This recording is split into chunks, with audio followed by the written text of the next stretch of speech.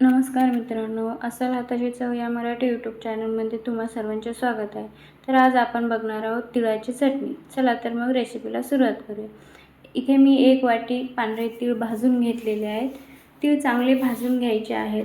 थोडेसे सुके खोबरे घ्यायचे आहे, तेही भाजून घ्यायचे आहेत. 10-12 लसणाच्या पाकळ्या घ्यायच्या आहेत आणि 2 चम्मच लाल तिखट घ्यायचं आहे आणि चवीनुसार मीठ घ्यायचं आहे. तर मित्रांनो, इथे मी एक सिक्रेट घालणार आहे. ते सिक्रेट म्हणजे काळा तिखट इथे घालायचं आहे. काळा तिखट घातल्यामुळे या चटणीला अप्रतिम अशी चव येते आणि ही चटणी अगदी 5 मिनिटात बनवून तयार होते. कधी काही खावंसं वाटत नाही तर ही तोंडी लावायला चटणी नक्की तयार करा. यामध्ये 1 चमचा जिरेही घालायचे आहे. आता हे सर्व साहित्य मिक्सरला बारीक करून घ्यायचे आहे. ही चटणी बनवायला काहीही मेहनत लागत नाही. अगदी 5 मिनिटात बनवून तयार होते. बघू शकता, आता ही आपली चटणी तयार आहे.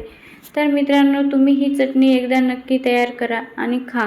ही चटणी खूप चवदार लागते. व्हिडिओ आवडल्यास एक लाईक, शेअर, कमेंट नक्की करा. तुम्हाला जर माझ्या साध्या सोप्या रेसिपी आवडत असेल तर चॅनलला नक्की सबस्क्राईब करा. थँक्यू. आणि हो मित्रांनो, तुम्ही हा व्हिडिओ कुठून बघता ते नक्की कमेंट करून सांगा, म्हणजे मी तुमचे आभार मानू शकेल. पुन्हा एकदा थँक्यू.